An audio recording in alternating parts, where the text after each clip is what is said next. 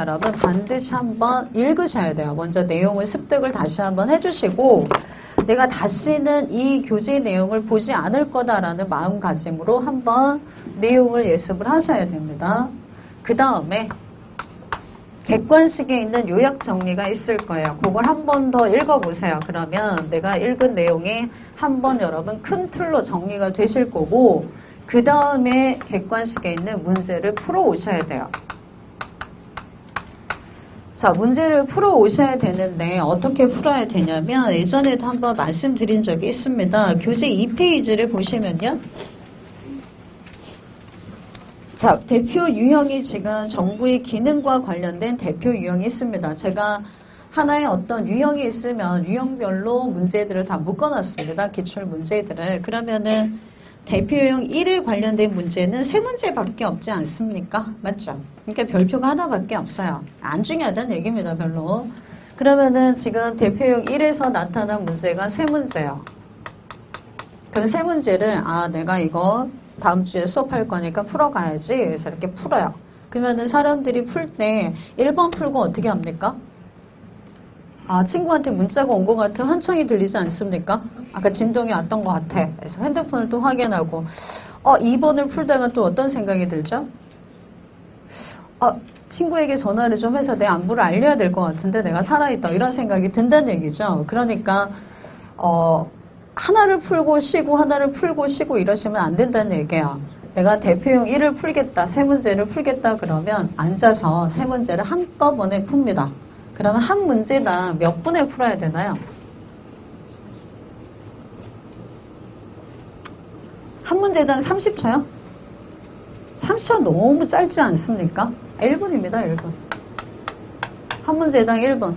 그래서 30초에 풀리는 아이는 30초에 푸시고 나머지 시간은 다른 문제에 여러분 추가하신다고 보시면 돼요. 그래서 기본이 사실은 50초인데 1분을 기준으로 평균적으로 풀어내시는 연습을 하셔야 돼요. 이거는 누가 시켜서 할 수 없는 상황이기 때문에 스스로 여러분 훈련하는 연습을 하신다고 생각을 하시고 3문제를 3분 안에 푸시고요.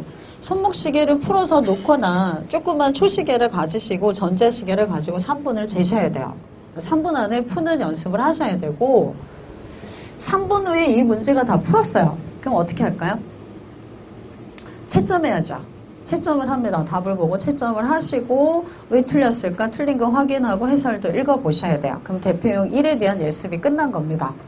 내용 읽고 요약 정리 읽어보고 문제를 푸시고 그때 여러분 이제 문제를 풀면 우리는 교재에다 답을 체크하시는 분들이 있죠. 그 분은 만수르죠. 교재에다 답을 체크하면은 나중에 또 볼 때 답이 보이기 때문에 이 책을 보는 게 의미가 없어요. 책을 또 사시는 분이 상황이 발생할 거란 얘기야. 그냥 만수르가 아니고 뭐겠습니까? 이면지에다가 답을 1번에 3번 이런 식으로 체크를 해보시고 책은 깨끗하게 보시는 게 좋습니다. 기본서가 아니라 객관식이니까. 그리고 뭐 할 때 책을 더럽히기 시작해야죠. 이제 문제풀이 수업을 들을 때 필요한 걸 쓰시는 걸로 본인이 기본적인 학습을 할 때는 답을 체크하지 마시고요. 자, 1번에 여러분 예컨대 답이 3번인데 맞았습니다. 그러면 어떻게 할까요? 다시 보지 않습니다. 근데 1번의 답이 3번인데 찍어서 맞췄어요. 그러면 여기다 뭔가 표시를 해주세요. 내가 찍어서 맞췄다라는 표시를 해주세요. 찍어서 맞춘 건 틀린 거죠. 그러면 찍는 연습을 해야 됩니까? 그것도 하셔야 돼요. 재정학은 5개 보기를 제가 다 아는 경우가 많지가 않다고 했습니다. 대부분 3개는 알고 2개를 몰라요. 근데 3개 안에 답을 찾아야 돼요. 그런 경우가 많아요. 그게 거의 아마 3분의 2 정도는 그렇게 찾으셔야 될 거예요. 그렇기 때문에 찍는 연습을 좀 하셔야 돼요. 내가 어떤 걸 답으로 갈 것인가 해서 찍어서 맞춘 거는 표시를 하시고 내가 이건 맞췄지만 틀린 걸로 표시를 해주시길 바랍니다. 그러면 이 문제는 여러분 지금 틀린 거잖아요. 그러면 틀린 문제는 아까 내가 다시 안 풀 건 X표를 한다면 틀린 문제는 동그라미 표시를 해줘야겠죠. 다음에 또 풀어야 되니까. 그 다음 얘도 틀렸어요. 동그라미. 3개 다 틀리겠죠? 3개 다 틀렸습니다. 그러면은 요거를 여러분 다음에 푸실 때는 내가 너무 쉽다고 생각하고 명확하게 맞춘 건 푸실 필요가 없어요. 사람의 심리가 맞춘 것만 또 풀고 싶거든요. 왜 걔는 또 맞추거든요. 맞추면 기분이 어때요? 좋거든요. 자, 그런 건 볼 필요가 없고 틀린 거 중심으로 푸시고요. 요 세 개를 틀렸는데 다시 풀어보니까 요 두 개는 맞췄는데 얘가 또 틀려요. 그럼 얘만 다시 표시를 합니다. 그래서 최소 몇 회독을 풀어야 될까요? 3회 정도는 푸셔야 돼요. 요 책을 세 바퀴는 돌리셔야 됩니다. 그래서 세 번을 돌렸다라는 표시를 자기 스스로 해주시기 바라고 세 번을 풀었는데 세 번 다 틀렸다 그러면은 이렇게 표시를 해주시고 막판에 뭘 공부해야 됩니까? 시험이 2주 남았는데 재정학은 어떻게 정리해야 될까요? 물어보신 분들이 되게 많아요. 그러면 할 게 없어요. 보통은 여러분 요거 반복해서 이론을 돌리거든요. 이것도 한계가 있어요. 지겹거든요. 그때 하는 게 요겁니다. 문제를 보는 게 제일 좋아요. 3번 틀린 거를 계속 풀어보는 거예요. 2번 이상 틀린 걸 계속 풀어보시는 게 가장 좋습니다. 그리고 나서 요약 정리는 잊어버리지 않도록 반복하는 거죠. 그래서 요거 체크를 좀 해주시고 대표용 2를 한번 보시겠습니까? 4페이지를 보시면 문제가 여러분 이제 6페이지부터 시작이 돼서 얘를 쭉 넘겨보니까 몇 번까지 있습니까? 문제가 8회 이상은 제가 여러분 잘라놓지 않고요. 한꺼번에 집어넣어버렸습니다. 23페이지까지 18문제가 있네요. 그럼 이 문제는 18분에 거쳐서 푸시면 된다라고 시간을 재시고 풀어보셔야 됩니다.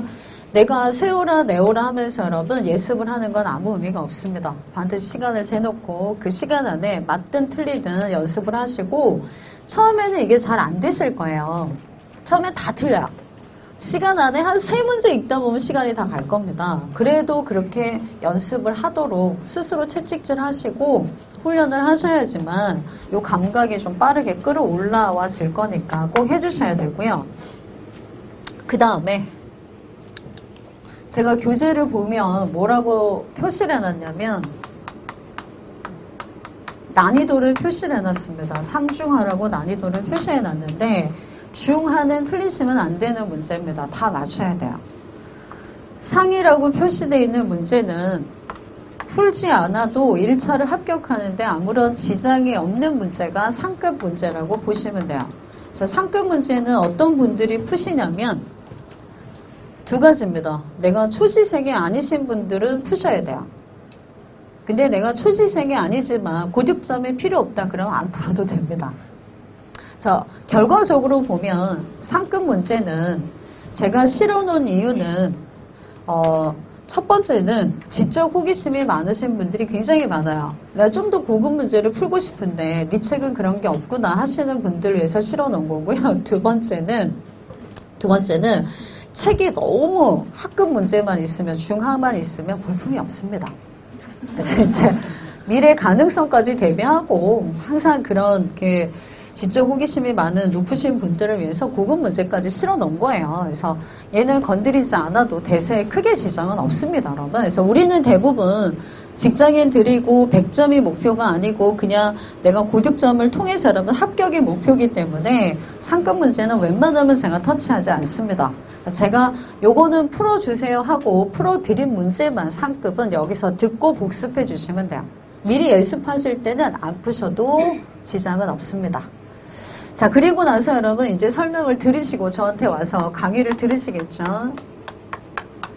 그 다음에 복습을 하실 때는 시간을 최소한으로 합니다. 이거 오늘 내가 풀어갔는데 이렇게 풀어주더라 하는 독특한 것만 취하시고 그 다음에 꼭 암기해야 될 거 빠른 속도로 보시고요. 바로 다시 예습 모드로 전환하셔서 그 다음 내용 예습하시고 다시 들어오시고 이렇게 하셔야 되고요. 저희 강의가 언제 끝나냐면 3월 12일인가 끝나요. 재정학은. 다른 과목보다 한 달 정도 좀 빨리 끝납니다. 그러면 그 다음에 시간이 남았으니까 그 다음에 내가 재정학을 또 복습을 해야지 이렇게 생각을 하지 마시고 이 강의가 끝나면 나는 그 다음날 시험 보러 간다 이렇게 생각을 하셔야 돼요. 이게 무슨 뜻일까요? 이거 할 때 다 끝내시라는 얘기예요. 그래야지 한 달이 지나서 다시 복습을 하더라도 잊어버리는 정도가 줄어듭니다. 객관식이 나는 재정학의 뭐다 이제 끝이다. 공부하는 시기의 끝이다. 이런 마인드로 접근을 하시지 않으면 언제든지 시간은 5월이니까 시험도 늦춰졌는데 아이고 잘 됐다. 뭐 5월 초에 하지 뭐 다른 과목 다 끝난 다음에 이렇게 하시면 안 된다는 거예요. 나는 객관식을 듣는 순간 끝남과 동시에 재정학 공부는 끝났다. 이런 생각을 하셔야 돼요. 자, 그렇게 생각하시고 예습, 강의, 복습 이렇게 해주시면 됩니다. 이해되셨죠? 네. 그렇게 꼭 해오시길 바라고요. 다음 시간부터는 이거 예습을 해왔는지 여기 이름을 써서 이면지에다 제출해 주세요. 내가 1번 문제 풀었다 이렇게 그래서 이름 써가지고요. 이면지를 기본적으로 제가 봤을 때 한 5장씩은 스테이플러로 이렇게 찍어서 제출하셔야 돼요. 해야지만 예습을 했다는 흔적이 될 것 같은데 최소 5장 아닙니까? 단면으로? 맞죠? 아, 싫습니까? 네가 뭔데 지금 이거죠. 내가 알아서 할게. 떨어져도 내가 떨어지는 거 아니냐 이러시는 거 아니에요? 반드시 꼭 예습을 해보셔야 되고요. 이것만 잘 지켜주시면 재정학 때문에 아마 1차를 떨어졌다 그런 상황은 발생하지 않을 겁니다. 자, 이제 여러분 진도로 바로 들어가겠습니다. 너무 시간이 오래 걸린 것 같은데 첫날이니까 2페이지 가겠습니다. 첫 번째 대표용으로 가겠습니다. 자, 1번에 보시면 정부의 기능이 있고요. 10년 동안 기출은 2009년에 한 번밖에 없습니다. 그만큼 빈도가 없다라는 거고요. 상식선에서 한번 살펴보겠습니다. 정부의 3대 기능은 요약 정리해 봐주세요, 여러분. 자원 배분 기능이 있습니다. 배분하면은 그 밑에 뭐가 떠오릅니까? 효율성이 떠오르고요. 소득 분배하면은 공평성이 떠오르셔야 되고요. 그 다음에 경제 안정화 기능 3가지 기능이 있습니다. 자원 배분 기능과 관련해서 여러분 제가 질문을 해볼게요. 우리가 요 다음 편에서 배웠던 외부성이나 공공재와 관련된 아이디어는 효율성 관점에서 접근한 건가요? 공평성인가요? 효율성이에요. 그러면 공공재나 여러분 외부성과 관련된 정부의 개입 첫 번째 외부성을 시정하기 위해서 정부가 개입하는 피구세 있잖아요, 여러분. 어떤 측면에서 정부의 역할인 거죠? 효율성이죠. 피구세 뭐가 깨지기 때문에 정부가 개입하는 거예요? 효율성 깨지기 때문에 개입하는 거 아닙니까? 그래서 외부성 공공재와 관련된 시장의 실패는 다 뭐와 관련된 거죠? 효율성이에요. 그러면 자원 배분 기능이에요? 분배 기능이에요? 배분 기능에서 정부가 개입하는 거다. 이렇게 기억을 떠올려 주시면 돼요. 그러면 우리가 2편에서 배운 외부성, 공공재 전부 다 여러분 무엇과 관련된 관점에서 접근한 거죠? 효율성입니다. 배분 기능이에요. 그러면은 독점은 여러분 정부가 독점이라는 시장 구조가 시장의 실패를 야기하니까 적절한 개입을 한단 말이죠. 그럼 이것도 무슨 관점인가요? 효율성인가요? 공평성인가요? 효율성이야. 과소, 과잉 생산으로 인한 시장의 실패는 전부 다 효율성 관점이다. 이렇게 보시면 돼요. 그러면 쉬운 게 뭔가요? 공평성 관점이 쉬워요. 세율이 인상합니다. 그럼 어떻게 하는 거죠? 부자에게 걷어서 여러분 가난한 사람을 재분배 도와주는 효과가 어느 정도 있지 않습니까? 그 다음에 사회보장제도 각종 이런 사회보장제도는 뭐랑 관련된 거죠? 공평성. 그래서 공평성의 카테고리가 쉽습니다. 그게 아닌 아이는 다 뭐라고 생각하시면 돼요? 효율성 관점이다. 이렇게 보시면 돼요. 자, 한번 읽어보겠습니다. 시장 실패가 자원 배분 기능 보세요. 시장 실패가 발생하는 경우 조세와 보조금을 통해 자원 배분의 비효율성을 개선하거나 공공재를 직접 생산 공급함으로써 자원 배분의 효율성을 제고하는 정부의 기능이고요. 사례가 중요하네요. 국방비 지출은 여러분 무슨 재 생산? 공공재죠. 공공재 생산 공급 그리고 독과점 비효율성을 개선하는 거 오염 배출권 제도 시행이나 피구세 부과를 통한 외부세를 시정하는 거 그러면은 공공재 동그라미 쳐야죠. 독과점 동그라미죠. 맨 끝에 외부성 3개 동그라미 치면 이게 효율성 관점에서 정부가 개입하는 대표적인 기능의 역할에 해당하지 않겠습니까? 맞죠? 그럼 오른쪽 2번 갑니다. 다음 중 정부의 3대 기능 중 배분 기능에 속하지 않는 것. 배분은 무슨 관점이야? 효율성입니다. 1번 기초생활보장 답 나왔네요. 그죠? 얘는 뭐죠? 공평성. 딱 봐도 공평성이고요. 2번 오염 배출권 거래제도 효율성 맞죠? 외부성 시정하는 거. 그 다음에 5번 환경세 부과가 재정학으로 보면 피구세 아닙니까? 맞고 외부성 시정하는 거 정부의 역할. 3